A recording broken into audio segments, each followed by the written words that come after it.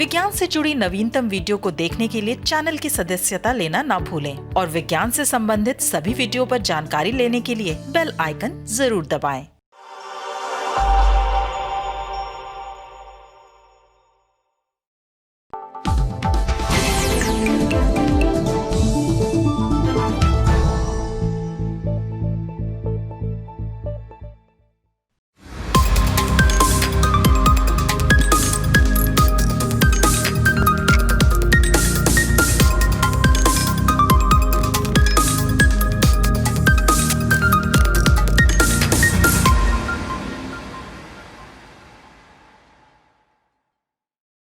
नमस्कार, साइटेक एक नए अंक के साथ मैं शहनाज रजा एक बार फिर से हाजिर हूं। आज के अंक में जानेंगे मस्तिष्क से जुड़े एक गहन शोध और ग्रहों की गोलाई से जुड़े रोचक विज्ञान के बारे में। तो देर किस बात की, चलिए शुरू करते हैं आज का साइटेक।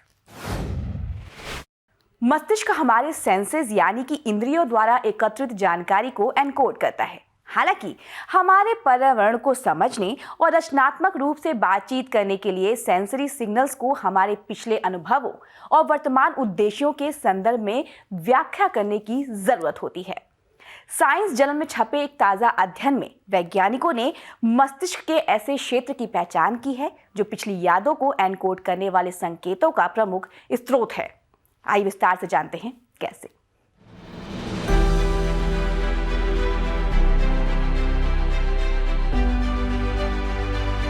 नियोकॉर्टेक्स इंसानी दिमाग का सबसे बड़ा भाग होता है। स्तनधारियों के विकास के साथ साथ ये बड़ा होता गया और इसमें काफी बदलाव भी आया है। ये अनेक क्षमताओं की मध्यस्थता करता है जो मानव को अपने निकटतम रिश्तेदारों से अलग करता है। इसके अलावा मस्तिष्क के इस भाग की शिथिलता अनेक मानसिक विकार भी उत्पन्न करती है। नियोकॉर्टेक्स सभी संज्ञानात्मक कार्य को सूचना की दो धाराओं बॉटम अप और टॉप डाउन को एक साथ लाकर किया जाता है। बॉटम अप आसपास के वातावरण के संकेतों को इकट्ठा करता है, जबकि टॉप डाउन आंतरिक रूप से उत्पन्न जानकारी को हमारे पिछले अनुभवों और वर्तमान उद्देश्यों की एनकोडिंग करता है। वर्षों तक किए गए शोधों में ये तो सिद्ध हुआ कि आसपास से लिए गए संकेतों को कैसे संसाधित किया जाता है, जबकि आंतरिक रूप से उत्पन्न जानकारी का ज्ञान अभी भी आरंभिक अवस्था में है। मस्तिष्क की इस जटिलता ने max Planck institute for brain research के डॉक्टर जोनास लेट्स्कस और उनके दल को टॉप डाउन सिग्नल्स को समझने के लिए प्रेरित किया। पहले हुए शोधों में ये पता चला कि नियोकॉर्टेक्स की सबसे ऊपरी परत वो मुख्य स्थान है जो टॉप डाउन संकेतों को प्राप्त करता है। वैज्ञानिकों ने इसे ही प्रारंभिक बिंदु मानते हुए थैलेमस के एक हिस्से की पहचान की।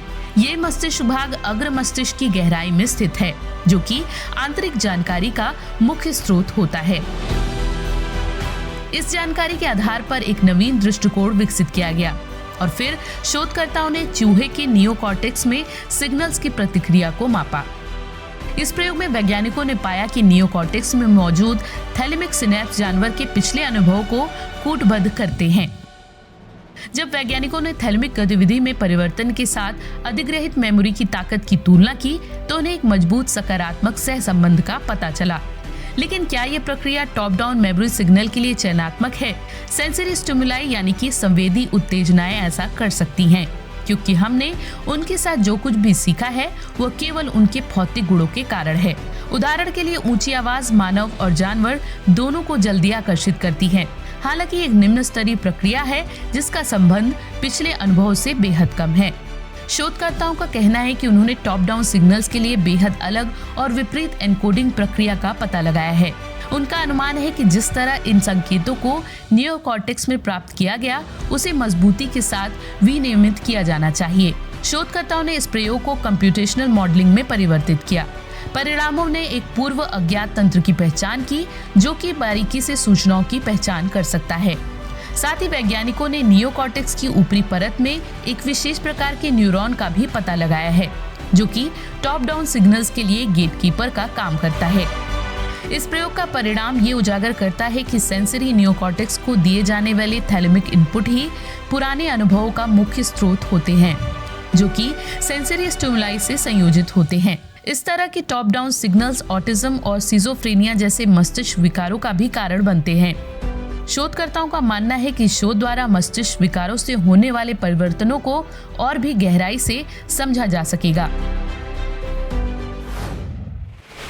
वैज्ञानिकों का मानना है कि हमारे ब्रह्मांड में कम से कम 1 सेक्सटिलियन ग्रह मौजूद हैं।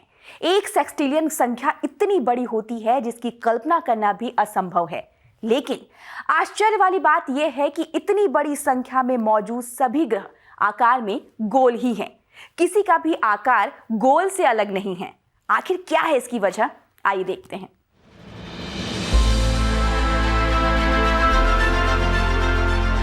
किसी भी ग्रह के बनने की शुरुआत एक तारे के चारों ओर धूल और चट्टानों के बादल के रूप में चक्कर लगाते हुए होती है। ये कण एक दूसरे से गुरुत्वाकर्षण बल द्वारा तब तक आकर्षित होते रहते हैं जब तक मिलकर ये एक ब्लॉब यानी कि बूंद न बना ले।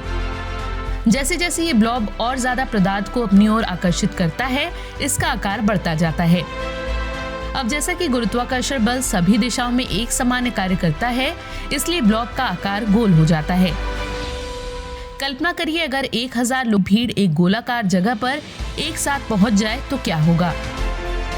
अगर उस गोलाकार स्थान के एक ओर 6 और दूसरी ओर 2 पंक्तियां हो तो नए लोग छोटी पंक्तियों में जुड़ते जाएंगे और धीरे धीरे ये पंक्तियां खत्म हो जाएंगी और भीड़ गोल आकार में जुट जाएगी।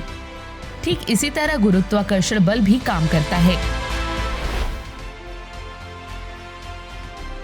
ग्रहों की गोलाई परिपूर्ण नहीं होती। उदाहरण के लिए पृथ्वी तिरछी गोलाकार है। पृथ्वी लगभग गोलाकार है लेकिन ये बीच में उभरी हुई है और उसका कारण है पृथ्वी का स्पिन यानी कि घूर्णन करना।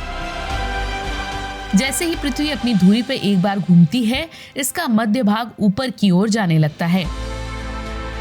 इसका मतलब यह है कि भूमध्य रेखा पर भूमि ध्रुवों की तुलना में तेजी से आगे बढ़ती है और जब कोई चीज जितनी तेजी से घूमती है उतनी तेजी से बाहर की ओर फेंकी जाती है। एक नियत आयु पर पहुंचने पर ग्रह के मध्य भाग में एक उभार पैदा होता है। पृथ्वी की बात करें तो इसका ये उभार यानी कि स्पेयर टायर बहुत बड़ा नहीं है। अगर इसमें भूमध्य रेखा पर छेद किया जाए तो ये सिर्फ 43 किलोमीटर ही गहरा होगा।